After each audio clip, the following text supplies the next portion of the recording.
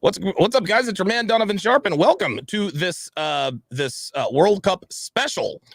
We are going to be previewing the match of the year, the match of the World Cup, at least in this part of the world, the United States versus England. I, of course, am joined by soccer aficionado Miami Dre. What's going on, brother? How you doing, man? Going on, buddy? I'm excited. I'm nervous. Woo! This thing. Man, oh man. So it's finally here, dude. They're going to drop the ball in roughly 19 minutes.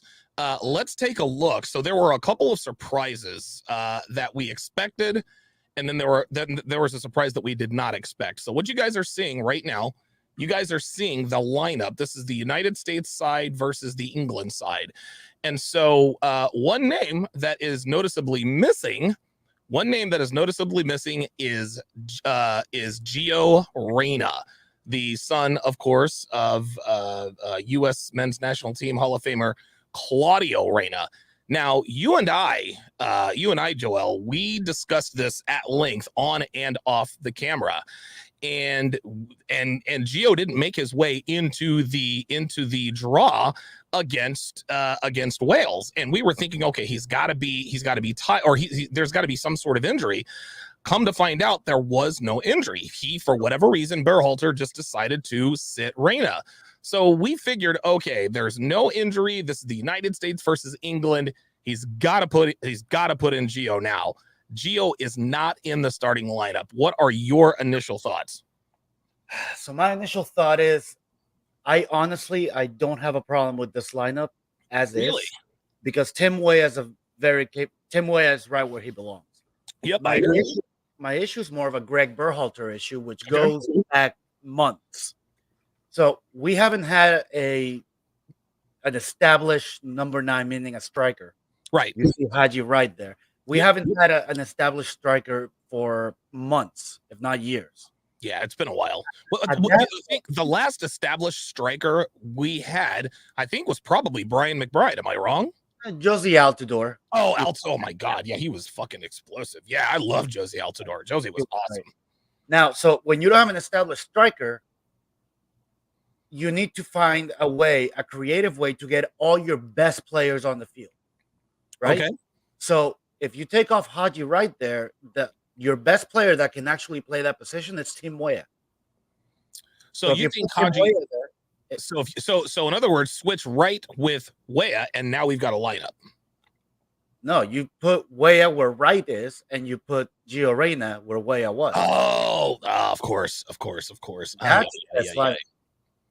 That's your best lineup. Now I'm also surprised Weston McKennie's starting. He is on a yellow card, so. He is. He gets one more. He's suspended for the Iran game. Right. Yeah, right. So I can see a scenario where at halftime, Weston McKennie gets pulled out for Brendan Aronson. Okay. And at some point, depending on what the score is and what the situation is, Tim Weah gets pulled out for Gio Reyna. Now, what this lineup also tells me is that the U.S. is going to sit back. Yes, they're in a 3-3-4 alignment. Yeah. If they were going to go out and chase the game, they probably would have started Jesus Ferreira at striker. Oh, okay. Yeah. Haji Wright gives them more speed. He's more of a counter-attacking player. Really? So you don't think we're going to go and try to take this game in the beginning? You think we're going to sit back and wait for opportunity? I think as a strategic move, I would actually go out and chase this game at the first 20 minutes. So would I, man. I would come out and try to hit them in the face right off the bat. Yep. Yeah. And I don't know if that's what Berhalter's going to do or not. You never know with him. But that's my hope. Now, the lineup tells me they're going to sit back. But we'll see. I could be wrong. So somebody who is noticeably there is the established striker for England, Harry Kane. He apparently had a pretty bad ankle injury. It was really sore after the 6-2 win over Iran, and we actually thought that Harry Kane might not play, but apparently he has rallied and he is in today as the striker. He is. I'm actually surprised that Declan Rice is in this lineup instead of Phil Foden. I'm glad they're not playing Phil Foden because he's, I think, one of their best players by far. But you know, that is what it is. They want to play their lineup. So I'm glad Harry Maguire's there. Okay. Because he's Yes. defender. Yes. Yes. See, the matchup we gotta see. Tim Weah should have his way with Luke Shaw and Harry Maguire on Okay. this right side. That's a good matchup for us. That's a great matchup for us. What Tim Weah and Serginho Dest are going to be running up and down that sideline the entire game. Okay. That's what they need to be doing. Haji Wright needs to be running right alongside with them. Speed, and more speed. Valentino _RP said it's called football 3-1. Now, Joel, you're a big time soccer fan, and you've got roots all over the world, right? What do you think of people? What do you think? Look, I'll tell you what I think of people like Valentino. You guys are self-righteous pricks. Well, You're self-righteous. Fuck out of here. It's called. The English have a very short memory. They actually forget that they called it soccer up until like 1975. Yeah, exactly. And I guarantee if people like to correct me and say it's called football to somehow imply that they're more enlightened, that more internationally enlightened than we are. Dude, get the fuck out of here, dude. I've been to more countries than you have ages than you have notches on your belt in terms of your birthday. I know it's called football. We play it every Sunday here in America. But because we don't want to say, hey, let's turn on the football game. Wait, are we talking about football with your feet or football? Right. No, that's why we call it soccer, you fucking idiot. God almighty. It's not just us. Australia calls it soccer. New Zealand calls it soccer. Pretty much Britain is the only English-speaking country that calls it football. I did not know. I thought that the rest of the world called it football while we were the only idiots that called it soccer.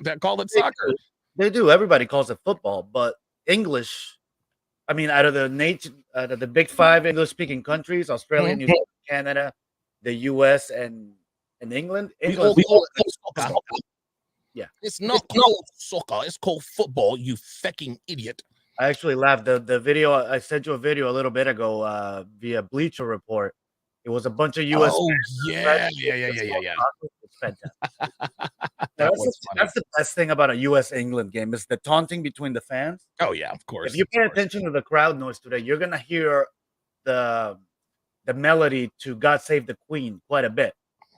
But if you listen to the lyrics, they're going to be going back and forth singing God Save the King, God Save the Queen, and Let Freedom Ring. There it is, because it has the same tune, right? Yeah, exactly. That is actually going to be pretty cool. Anthony Guerrera, Anthony Guerrera, how do you pronounce that? Guerrera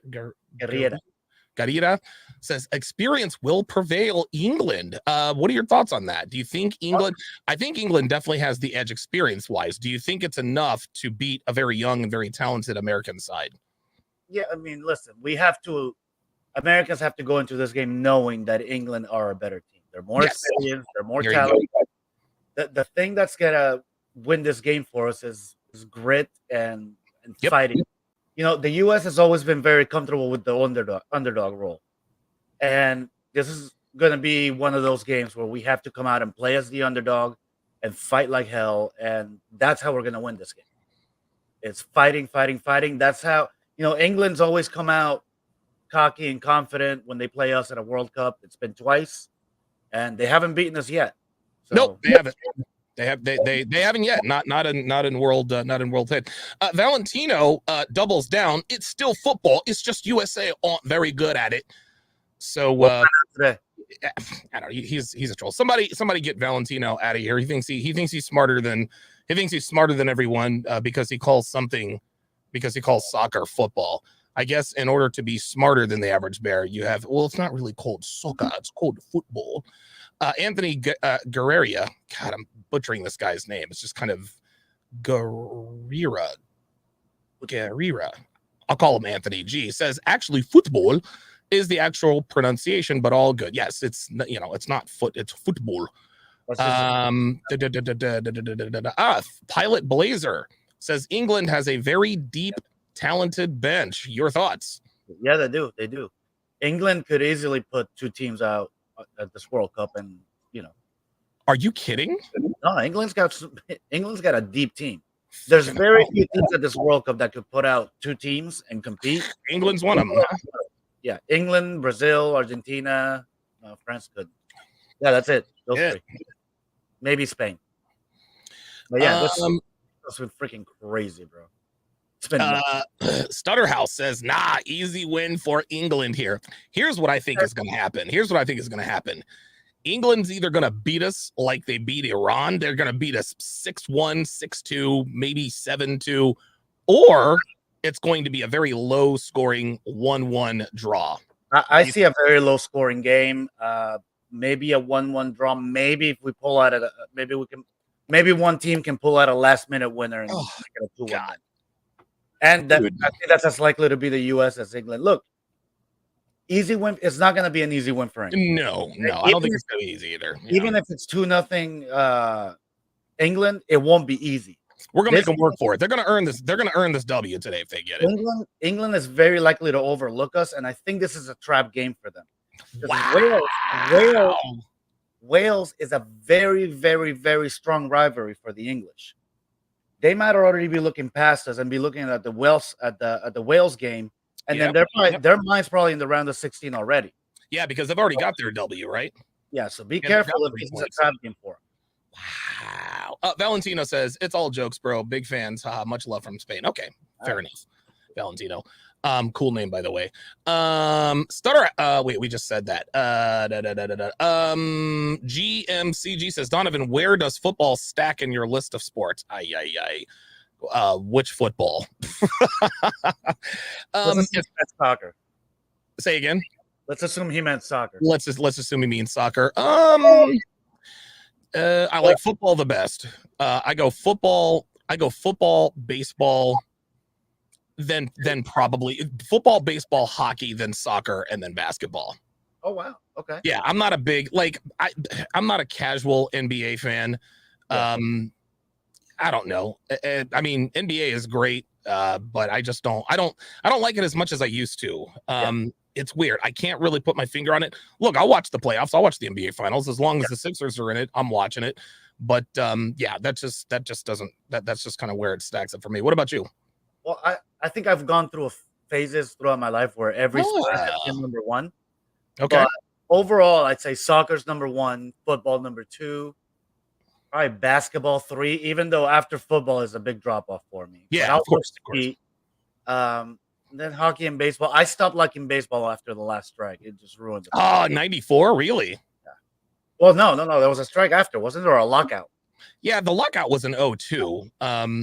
But the actual strike was in 94. That actually, the strike that happened in 94 happened on my birthday.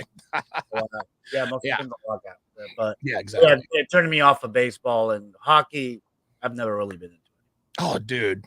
Have you ever been to a hockey game? Yes, I have actually. Panthers games I heard are really fun. Oh, okay. So I guess okay. Well, you've been to a soccer game at Philadelphia Union game? I have not. I've been to plenty. I've been to plenty of hockey games. Never been to a soccer game. Because to me, hockey is the best spectator sport live and in person. Football has the best product on TV. Mm-hmm. When you watch football, when you are actually live at a football game, it is like the experience in terms of the information. The experience pales in comparison. Football is a much better product on TV. Right. Hockey is much better in person. So how does soccer stack up? Look, I think soccer is probably better at the stadium, I would say. Okay. I love it on TV also. I like watching the game on TV and analyzing everything, but the stadium experience is really, really awesome. Okay, very good. Actually, I remember. I'm sorry. Go ahead. The one time that I can remember, I took like 7 of my friends to a U.S.-Mexico game. Oh, but that was a fucking party. It was in Phoenix, and they walked out of there like amazed. He's like, dude, I've never been to a sporting event where I never sat down. Oh, there you go. The entire time. How about that? See, I've never been to a soccer game. I've never been to when I was young, I played soccer, but I've never been to a professional soccer game. That's interesting. When I was living in Greensboro, or I was at High Point University when the Carolina Hurricanes moved from Hartford to Raleigh, and their slogan to get people to the stands, because North Carolina, that's not a hockey market, but their slogan was, once you go, you'll know. right? Yeah, And that's so good. that's really how they built their base, is that it's, dude, hockey is an unbelievable spectator sport. Let's see. Yeah, the Go ahead. anthems are hard to play. No, Yeah. I was Oh, I am definitely, I've got my eye on all of that. I've got my eye on all of that. Where is, okay, there's the game. By the way, guys, I'm going to be doing a watch party on this channel. Obviously, I'm not going to be able to show you guys what's happening on the screen because of YouTube's copyright laws, etc., etc. But you're gonna be on the same studio. yeah, Same yeah, link? yeah. I'm gonna be, yeah. So I'm gonna be streaming from here to YouTube on my phone, but then I'll actually be streaming my reaction in the game to SharpStream. Okay, but if And I click the same StreamYard link, yeah, I'll yeah. come. You click, yeah. If you click StreamYard, you jump right back in.